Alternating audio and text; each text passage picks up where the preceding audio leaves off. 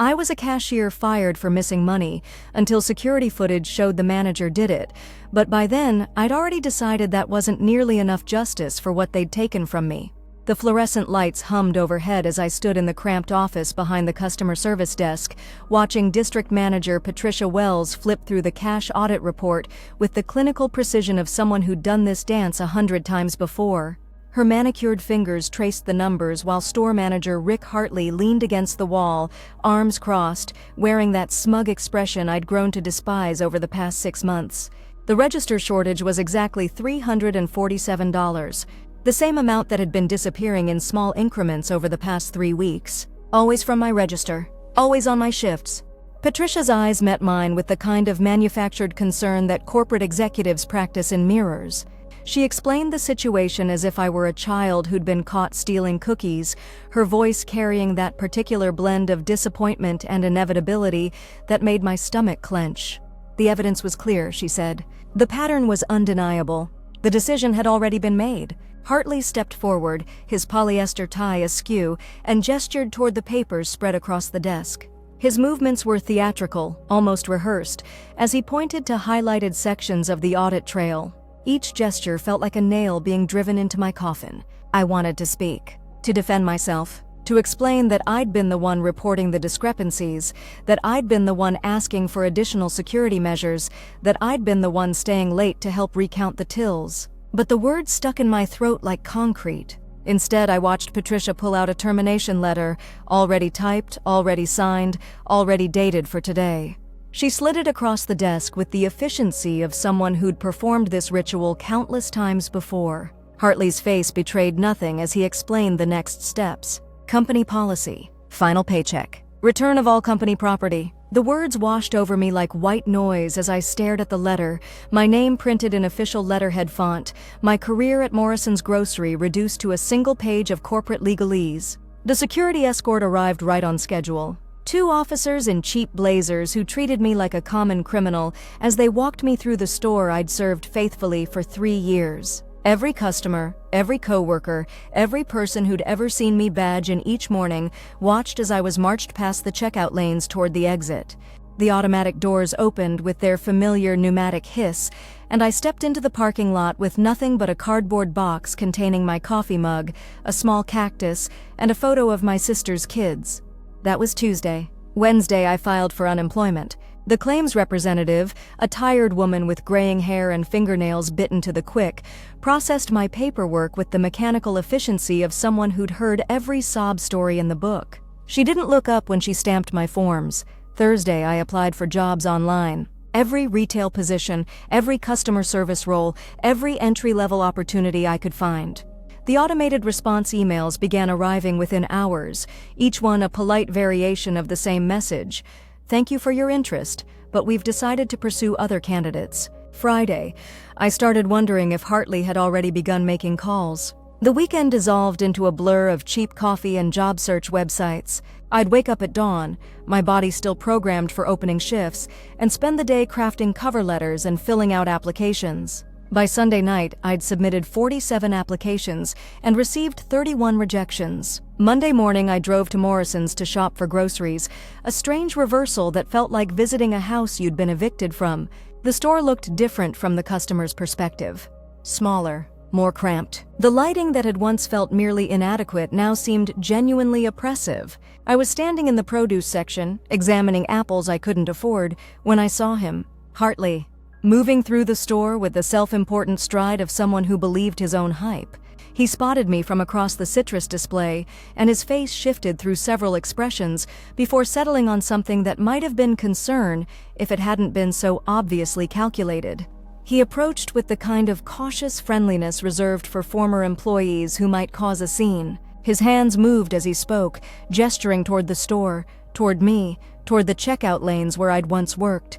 The conversation was brief, awkward, filled with the kind of hollow pleasantries that people use to fill uncomfortable silences. But there was something else in his manner, something that felt like relief, like a man who'd successfully avoided a disaster he'd created himself. That was when I knew. Not suspected, not wondered, knew. The certainty hit me like a physical blow, stealing my breath and making my vision narrow to a single point of focus.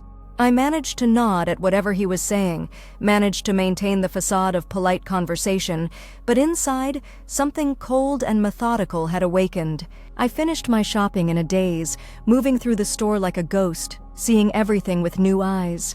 The blind spots near the customer service desk, the positioning of the security cameras, the rhythm of the shift changes. Details I'd absorbed over 3 years of loyal service now took on new significance. At home, I sat in my kitchen with a legal pad and began writing. Not a resume, not a cover letter, a list. Every security protocol I knew, every weakness in the system I'd observed, every time I'd seen Hartley near the registers when he thought no one was looking. Every night I'd worked late while he'd hung around, claiming to finish paperwork. Every morning I'd arrived to find the till count slightly off, always blamed on the closing shift. The pattern was there. It had always been there. I'd just been too trusting, too naive, too focused on doing my job to see it.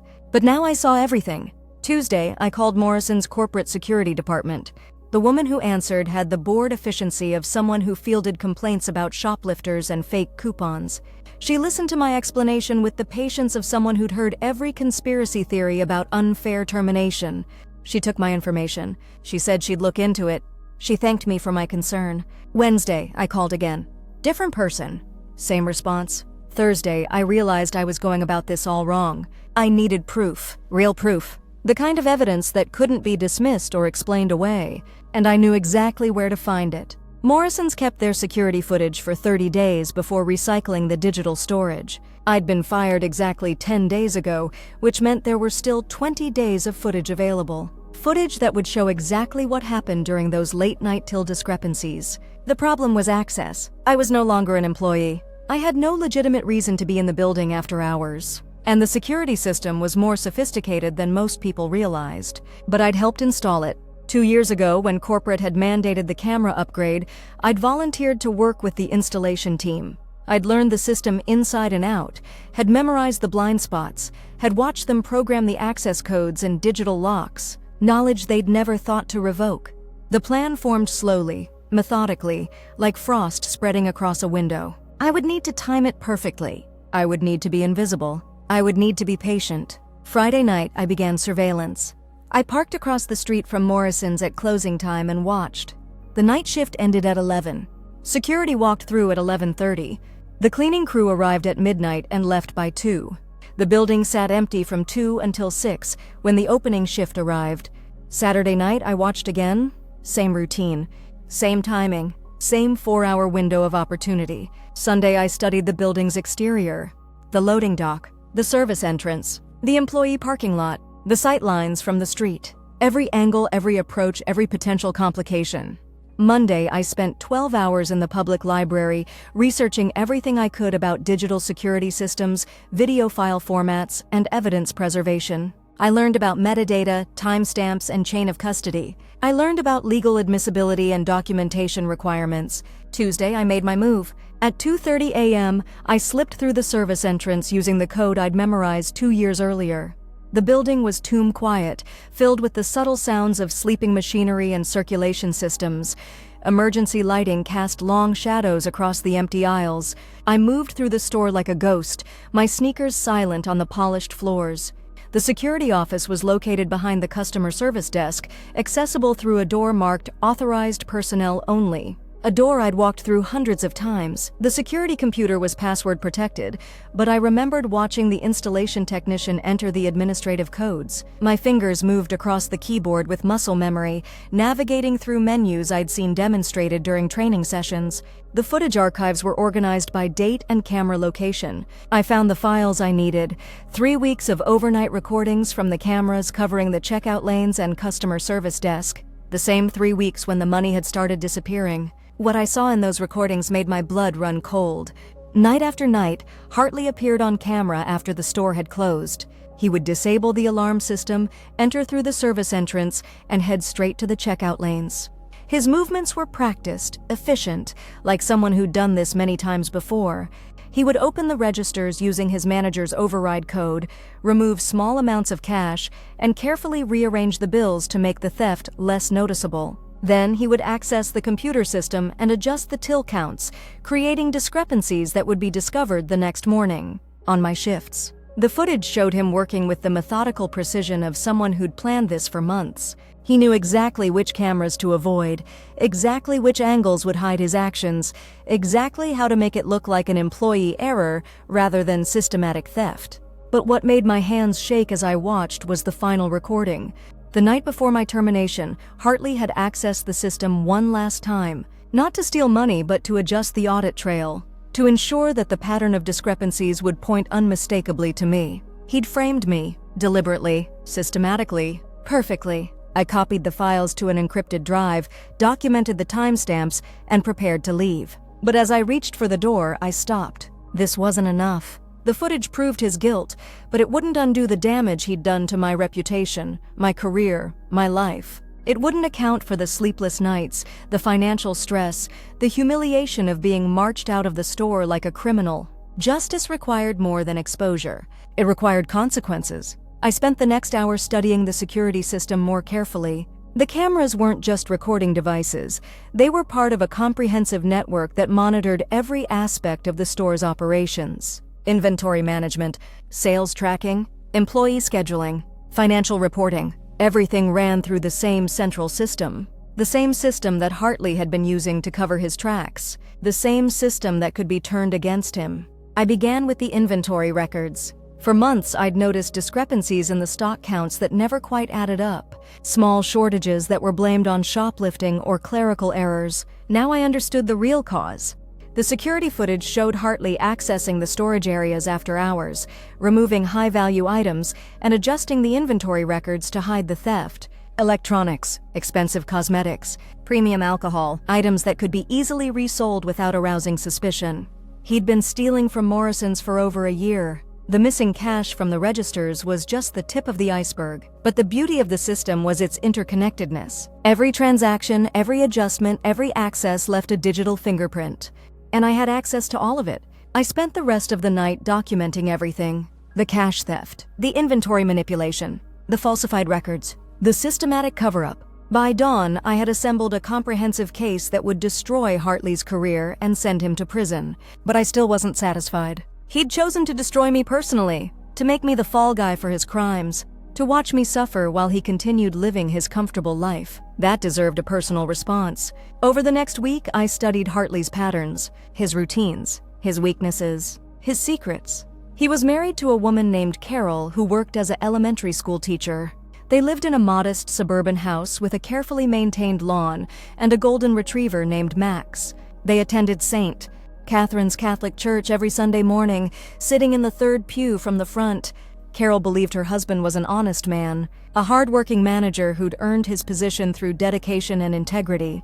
She bragged about him to her co-workers, praised his work ethic to their neighbors, trusted him completely. She had no idea she was married to a thief. Hartley's social media presence painted the picture of a devoted family man. Photos of weekend barbecues, vacation trips to the beach, Christmas morning with Carol's extended family. The kind of carefully curated life that middle-class America aspired to. But the financial records told a different story. I'd gained access to Morrison's employee database during my midnight excursion, and Hartley's payroll information was easy to find. His salary was decent but not exceptional. Certainly not enough to support the lifestyle documented in his social media posts. The beach house vacation, the new car, the expensive jewelry he'd bought Carol for their anniversary, the home renovations, the country club membership, all of it paid for with stolen money. I began planning the next phase of my revenge. It wasn't enough to expose Hartley's crimes to Morrison's corporate security. I wanted to expose them to everyone who mattered in his life. His wife, his church, his community, his neighbors. I wanted to destroy him as thoroughly as he'd tried to destroy me. But I needed to be strategic. The evidence had to be presented in a way that would seem natural, inevitable, unstoppable, like dominoes falling in perfect sequence. The first domino was Patricia Wells. I'd kept her business card from that termination meeting, and I called her office Monday morning. Her assistant, a young woman with a voice like polished brass, tried to deflect my call. Ms. Wells was very busy. Ms. Wells was in meetings. Ms. Wells would call me back, but I was persistent. I explained that I had information about ongoing criminal activity at the Morrisons' location, information that could expose the company to significant liability if ignored. That got her attention. Tuesday afternoon, I met Patricia at a coffee shop near the corporate office. She arrived wearing the same manufactured concern expression she'd worn during my termination, but there was something else in her manner. Curiosity, maybe even a hint of worry. I didn't waste time with pleasantries. I placed a tablet on the table between us and played the security footage. Her expression changed as she watched Hartley systematically steal from the registers. The concern became shock. The shock became anger. The anger became something cold and calculating. When the footage ended, she sat in silence for a long moment. Then she asked how I'd obtained the recordings.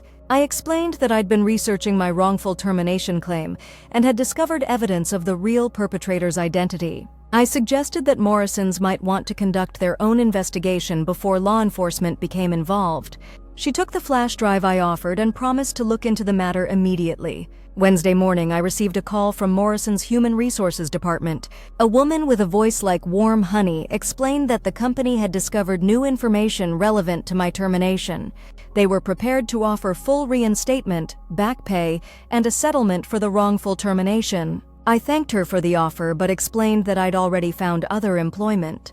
I wasn't interested in returning to Morrison's, but I would consider a financial settlement that reflected the full extent of the damages I'd suffered. Thursday, I received a call from the company's legal department. A man with the careful diction of someone who'd spent years avoiding lawsuits explained that Morrison's was prepared to offer a substantial settlement in exchange for my agreement not to pursue further legal action.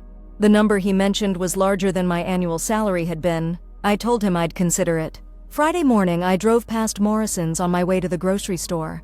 There were 2 police cars in the parking lot and a van from the county sheriff's forensics unit. Through the windows, I could see investigators photographing the customer service area and examining the security office. Rick Hartley was nowhere to be seen. That afternoon, I called Morrison's legal department and accepted their settlement offer, but I wasn't finished with Hartley. The criminal investigation would run its course.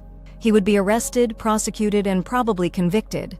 He would lose his job, his reputation, his future, but that was justice administered by the system. I wanted something more personal. I wanted him to understand exactly what he'd done to me. I wanted him to feel the same helplessness, the same humiliation, the same fear that I'd experienced. I wanted him to know that his downfall hadn't been random or inevitable. I wanted him to know that I'd destroyed him deliberately. The plan required patience. Hartley had been arrested on a Friday afternoon and released on bail pending trial. The local newspaper had run a brief story about the charges, but it was buried on page 3 of the local section. Most people in town probably hadn't even noticed, but that was about to change. Carol Hartley worked at Riverside Elementary School, where she taught 3rd grade and coordinated the annual fundraising drive. She was well liked by parents and colleagues, known for her dedication and her husband's supportive presence at school events. She had no idea that her husband was a thief, but she was about to learn along with everyone else. I'd compiled a comprehensive dossier on Hartley's crimes, the security footage, the financial records, the inventory discrepancies, the pattern of theft that had been going on for over a year. Everything documented, time-stamped, and verified. I also had photographs. Images taken from social media showing the expensive purchases that Hartley's salary couldn't possibly support. The beach house vacation, the jewelry, the home improvements, all of it paid for with stolen money. Monday morning, I created an anonymous email account and began sending the dossier to everyone in Hartley's life. His wife's school email, the principal's office, the parent-teacher association, the church newsletter editor, the neighborhood association president, the local newspaper's investigative reporter. Each email was carefully crafted to look like it came from a concerned citizen who'd discovered evidence of ongoing criminal activity. The tone was respectful but urgent, emphasizing the need for community awareness and accountability. By Tuesday afternoon, the story had exploded across social media. Parents were sharing the security footage. Neighbors were posting photos of Hartley's expensive purchases. Church members were discussing the scandal in hushed tones. Carol Hartley called in sick Wednesday morning. Thursday, I drove past their house and saw a moving truck in the driveway. Friday, the local newspaper ran a front-page story about the Morrisons theft scandal, complete with photographs and a timeline of Hartley's criminal activities. The article mentioned that Hartley had initially attempted to frame an innocent employee for his crimes, but that security footage had exposed his deception. It quoted Patricia Wells expressing Morrison's regret for the wrongful termination and their commitment to preventing similar incidents in the future. My name wasn't mentioned, but anyone who'd worked at Morrison's would know exactly who the innocent employee had been. Saturday morning, I received a phone call from an unknown number. The voice was barely recognizable, broken, desperate. Rick Hartley had found my contact information somehow and was calling to, what? Apologize? Plead for mercy? Beg me to make it stop? I listened to him ramble about his mistakes, his regrets, his destroyed life. His wife had left him. His church had expelled him. His neighbors avoided him. His family had cut off contact. He'd lost everything. He wanted to know why I'd done this to him. Why I hadn't just let the criminal justice system handle it. Why I'd felt the need to destroy him personally. I didn't respond immediately. I let him talk, let him pour out his desperation and confusion and fear. I let him experience the same helplessness I'd felt when I'd been marched out of Morrison's like a criminal. Finally, when he'd exhausted himself, I spoke. I told him about the nights I'd lain awake wondering if I'd ever work again. About the shame I'd felt when neighbors asked why I'd been fired. About the applications that had been rejected, the interviews that had been canceled, the opportunities that had disappeared. I told him about the moment I'd realized he'd deliberately framed me, the cold certainty that had settled in my chest when I'd understood that my suffering had been calculated, planned, orchestrated. I told him that justice wasn't just about punishment. It was about balance, about making the perpetrator understand the full weight of their actions. I told him that everything that had happened to him was exactly what he'd tried to do to me. And then I hung up. Sunday morning, I drove to St. Catherine's Catholic Church and sat in the back pew during morning service. The congregation was smaller than usual, and there was a tension in the air that had nothing to do with religious devotion. The third pew from the front was empty. After the service, I walked to the cemetery behind the church and found a quiet spot under an old oak tree. I sat on a stone bench and watched the congregation file out of the building, their conversations subdued, their expressions troubled. The scandal had infected the entire community. People were questioning who they could trust, what they really knew about their neighbors, whether the facade of suburban respectability meant anything at all. It was a harsh lesson, but a necessary one. Monday, I started my new job at a small accounting firm downtown. The work was challenging, the pay was better than Morrison's, and my colleagues treated me with the kind of professional respect I'd never experienced in retail. During my lunch break, I walked past the Morrison's location and saw that it was undergoing renovation. New management, new security systems, new policies designed to prevent future incidents. Patricia Wells had been promoted to regional manager, partially based on her handling of the Hartley situation. She'd turned a potential corporate disaster into a demonstration of Morrison's commitment to integrity and accountability. The investigation had revealed that Hartley's theft had been far more extensive than initially believed. In addition to the cash and inventory, he'd been manipulating overtime records, vendor payments, and promotional allowances. The total loss was estimated at over $40,000. He'd been indicted on multiple felony charges. His trial was scheduled for the following spring. I never saw Rick Hartley again. But 6 months later, I received a letter from Carol Hartley. She'd moved to another state and was working at a different school. She'd filed for divorce and was slowly rebuilding her life. She wanted to thank me for exposing her husband's crimes. She explained that she'd suspected something was wrong for months, but hadn't wanted to confront the truth. The expensive purchases that didn't match his salary, the late nights at work, the stress that he'd blamed on corporate pressure. She'd been living a lie, and part of her was grateful that it had finally ended. But what struck me most was her final paragraph. She wrote that she'd learned something important from the experience, that justice wasn't just about punishment, but about truth, about forcing people to confront the reality of their actions and their consequences. She understood why I'd done what I'd done, and she didn't blame me for it. A year later, I was promoted to senior accountant. I'd found my calling in forensic accounting, helping businesses identify and prevent financial crimes. My experience at Morrison's had given me insights that formal education couldn't provide. I was good at my job. Very good. I specialized in cases involving employee theft, corporate fraud, and financial manipulation. Companies hired me to investigate suspicious activities, to audit their systems, to identify weaknesses that could be exploited by dishonest employees. I approached each case with the same methodical precision I'd used against Hartley. I documented everything. I followed the money. I identified patterns. I built cases that were comprehensive, irrefutable, and devastating. I had a reputation for thoroughness, for seeing connections that others missed, for understanding the psychology of financial criminals. What I didn't advertise was how personal it felt every time I exposed another Rick Hartley, every time I pulled back the curtain on someone who'd betrayed their employer's trust, their colleagues' confidence, their family's faith. Each case was a small victory, a balance restored, a wrong corrected, justice served cold, methodically, and completely. 2 years after leaving Morrison's, I was contacted by a documentary filmmaker who was producing a series about workplace crime. She'd heard about the Morrison's case and wanted to interview me about my experience. I agreed to meet with her, but only on condition that my identity be protected. I wasn't interested in fame or recognition. I just wanted to tell the story accurately. During the interview, she asked me about my decision to go beyond simply reporting Hartley's crimes to law enforcement. She wanted to know why I'd felt the need to expose him to his family and community. I thought about that question for a long time before answering. I told her that criminal justice was about society's response to wrongdoing. Fines, imprisonment, probation. These were society's ways of maintaining order and deterring future crimes. But personal justice was different. It was about making the perpetrator understand the full impact of their actions. It was about ensuring that the consequences matched not just the crime, but the intent behind it. Hartley hadn't just stolen money. He'd tried to destroy an innocent person's life to cover his tracks. He'd been willing to sacrifice my future to preserve his own comfort. That required a personal response. She asked if I had any regrets about how I'd handled the situation. I thought about Carol Hartley's letter, about the community that had been forced to confront uncomfortable truths, about the ripple effects that had spread far beyond the original crime. I told her I had no regrets whatsoever. The documentary aired 6 months later. The Morrison's case was featured prominently, with security footage showing Hartley's systematic theft and the investigation that had followed. My interview was included, but my face was obscured and my voice was altered.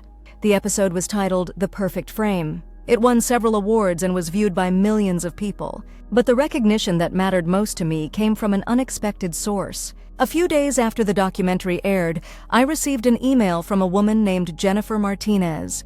She explained that she'd been wrongfully terminated from her job at a restaurant chain after being accused of stealing from the register. She'd watched the documentary and recognized similarities to her own situation. She wanted to know if I could help her investigate whether she'd been framed by her former manager. I agreed to look into it. The case was remarkably similar to my own experience. A pattern of missing money, a scapegoat employee, a manager who'd been present during all the incidents but had somehow avoided suspicion. But this time, I knew exactly what to look for. The investigation took 3 weeks. I accessed the restaurant's security system remotely, analyzed the financial records, and documented the manager's activities during the periods when money had disappeared. The evidence was overwhelming.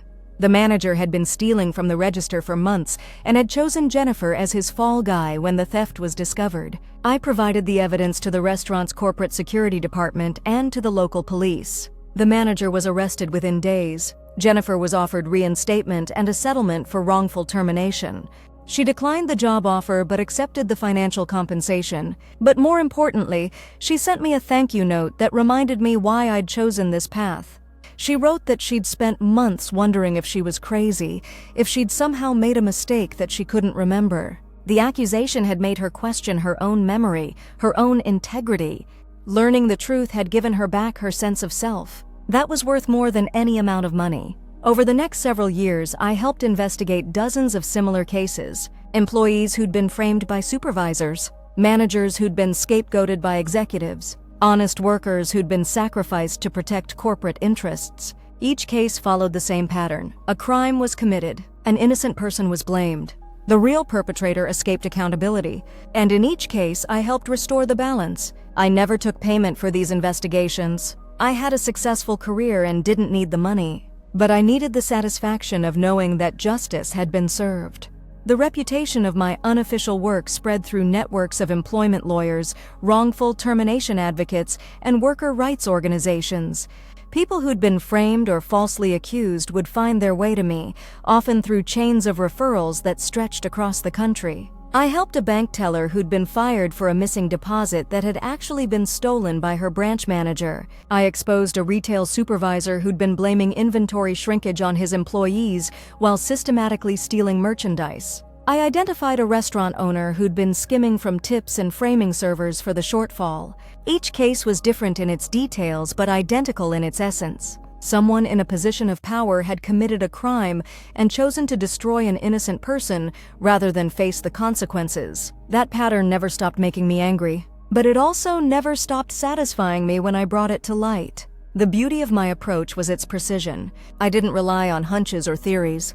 I followed the evidence wherever it led, built cases that were mathematically certain, and presented findings that were impossible to dispute. I'd learned from the Hartley case that evidence alone wasn't enough. You had to understand the psychology of the perpetrator, the dynamics of the workplace, the relationships between the various players. You had to be willing to be patient, to wait for the right moment, to strike when the impact would be maximum, and you had to be prepared to see it through to the end. Rick Hartley was eventually convicted on all charges and sentenced to 4 years in prison. He served 2 years before being released on parole. When he got out, he moved to another state and took a job at a warehouse facility. I heard about his release through the victim services coordinator who'd been assigned to my case. She offered to notify me if he ever returned to the area or attempted to contact me. I thanked her, but explained that I wasn't worried about Hartley anymore. He'd learned his lesson. He understood the price of betrayal. More importantly, I'd learned mine. The experience had changed me in ways I was still discovering.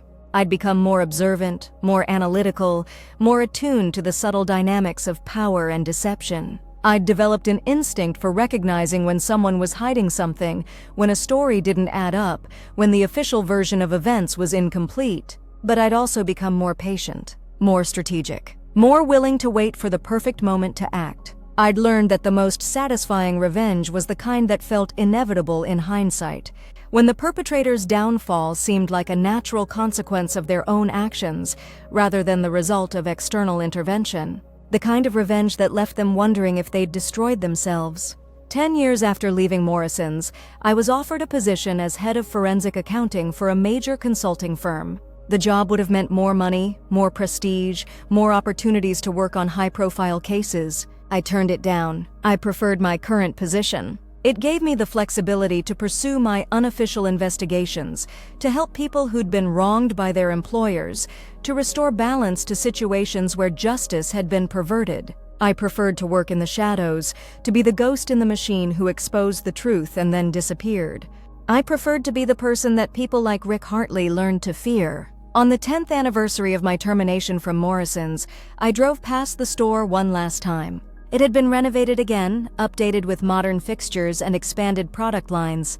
The employees looked young and eager, focused on their tasks with the kind of dedication I remembered from my own early days there. I wondered if any of them knew the story of what had happened in that building. If they'd heard about the manager who'd stolen from the registers and tried to frame an innocent employee. If they understood that their current security measures existed because of lessons learned from Rick Hartley's betrayal. Probably not. Corporate scandals fade from memory quickly. Today's employees were focused on today's challenges, not yesterday's failures. But I remembered everything, every detail of those final days, every moment of humiliation and anger, every step of the investigation that had brought Hartley down. I remembered the cold satisfaction of watching his carefully constructed life collapse, the perfection of his punishment, the justice of seeing him experience the same helplessness he'd inflicted on me. I remembered why I'd chosen this path. As I drove away from Morrison's for the last time, I thought about the cases I was currently working on.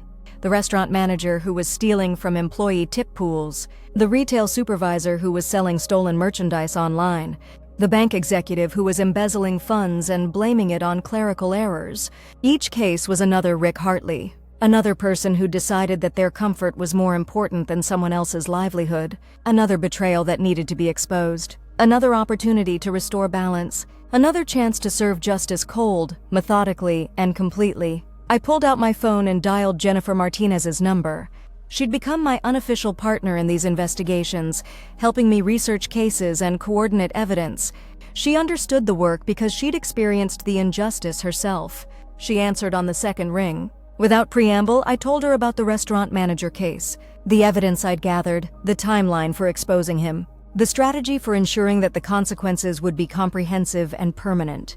She listened without interruption, asking occasional questions, offering suggestions for improving the approach. When I finished, she was quiet for a moment. Then she said something that captured exactly why I'd chosen this path, why I'd dedicated my life to exposing people like Rick Hartley.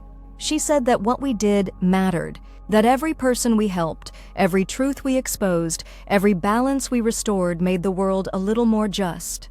She said that justice wasn't just about punishment, it was about hope, about proving that betrayal didn't have to be permanent, that power couldn't protect people from consequences forever, that the truth would eventually surface no matter how carefully it was hidden. She said that people like Rick Hartley counted on their victims giving up, accepting their fate, moving on with their lives without fighting back. She said that by refusing to give up, by fighting back with precision and patience and intelligence, we were proving that they'd miscalculated. We were proving that some people couldn't be broken. Some injustices couldn't be ignored. Some truths couldn't be buried. We were proving that revenge, served cold and methodically and completely, was the most satisfying kind of justice. As I hung up the phone and drove toward my next case, I thought about Rick Hartley one last time. About the man who'd tried to destroy me and had ended up destroying himself instead. About the lesson he'd learned too late, that when you betray someone, you'd better make sure they don't have the skills, the patience, and the determination to bury you in return. I smiled as I drove into the night, ready to restore balance once again. Some people learned that lesson the hard way. Rick Hartley was one of them, and there were always more Rick Hartleys waiting to be exposed.